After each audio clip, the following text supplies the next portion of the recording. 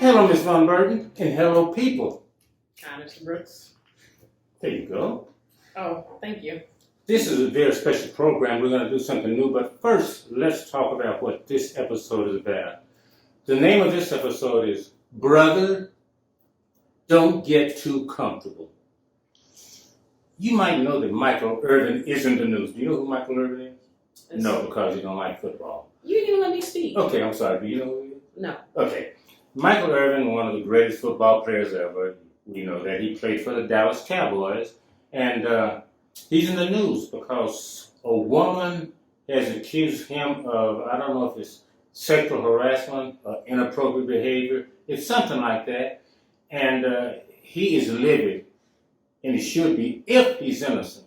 So he is suing. I think he's counter-suing. They're suing him. I'm not sure. But anyway, he said he didn't do it. He said the woman's lying. The woman says that Michael Irvin is lying. We'll see how that plays out. Yeah, Michael Irvin. There he is.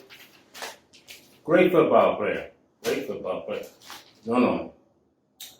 He looks familiar. Looks familiar, okay. Well, anyway, what does that have to do with me? I ought to see it before something happened to me. This is a true story. That the only thing Michael Irvin and I had in common was we were both male and we were both black. I'm not athletic. He's very athletic. Until something happened. What happened is I was jogging. I was walking, my regular walking routine, my regular walking clothes. So I stopped on the pavement between a bank, I'm not going to call the name of the bank, and the driveway. And this lady opens the banking door and says, "Are you waiting for the bank to open?" This was early in the morning, like around 8:30. "Are you waiting for the bank to open?" In a very authoritative voice. And before I could say, "No, I'm just taking a pause from walking," she said, "You can't hang out around here." Really? I'm so upset. But you know me, I'm not confrontational. All I said to the lady was, "Ma'am, I'm not hanging out." And I did like this. "I'm not hanging out. I'm resting." And then she closed the door and went in. And I kept walking, like I said, so emotionally upset. I said to, maybe it was my ego, I said, "How dare this woman talk to Mr. Brooks like that? No one talks to me like that because I don't conduct myself in a way that I should have to talk like that. I would have to have someone talk to me like that." I was just so upset. I just kept burning. But I had to talk with myself. You know what I said? I said, "Brother, don't get comfortable. I know there's racism. I know there's all these kind of stereotypes. Yeah, I'm wearing walking clothes. But she doesn't know anything about me. She jumped to a conclusion. But I'm going to say something, and this is me. A lot of people say, it's because you're black. I don't know. It might have been because I'm black, but I don't know. It could have been she just wanted to flex her muscles, but I was upset about it. So, brother, we are all that far away from being discriminated and felt a certain way because of the color of our skin. So I don't care if you got a three-piece suit on. I don't care if you got your pants hanging off your behind. If you're black, don't get too comfortable in this country.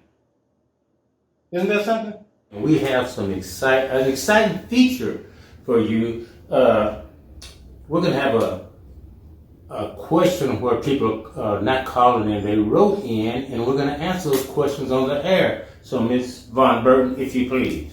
Questions and comments. Yeah, questions and comments. You're right. Thank you. So this one comes from Angel, who asks, "How do you decide what subjects to talk about?" Okay, as you know, we talk about current events most of the time. Sometimes we have tributes to people living or dead. So that's basically where we get our material from, current events of people living or dead. Thank you, Angel. Arlie says, "You need to stand more. The table hides how great you look." Oh, thank you. I'll take that under advisement. Thank you, Arlie. Lastly, Cindy says, "Good morning, Mr. Brooks. I've always liked Mr. Carter," the former president. Mm-hmm. "Back in my younger days, I would fly for peanuts on Southwest."